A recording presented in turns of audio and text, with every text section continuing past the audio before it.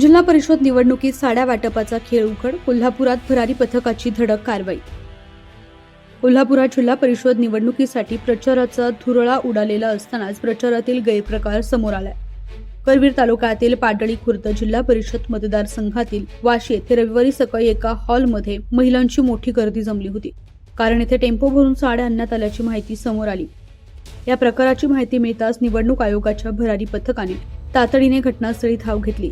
कारवाई दरम्यान साड्यांचे वाटप थांबवण्यात आले तर जमलेल्या महिलांना रिकाम्या हातानेच घरी परतावे लागले. निवडणुकीच्या पार्श्वभूमीवर झालेल्या या कारवाईमुळे प्रचारात होणाऱ्या आर्थिक प्रलोभनांचा प्रकार उघडकीस आलाय.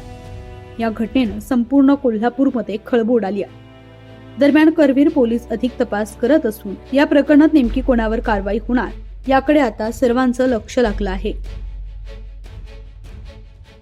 महाराष्ट्रातील ताज्या घडामोडी पाहण्यासाठी आजच आपल्या न्यूज 15 मराठी या चॅनलला यूट्यूबवर सबस्क्राईब करा. तसेच इंस्टाग्राम आणि ट्विटरवर फॉलो करायला विसरू नका. न्यूज 15 मराठी, आवाज जनसामान्यांचा.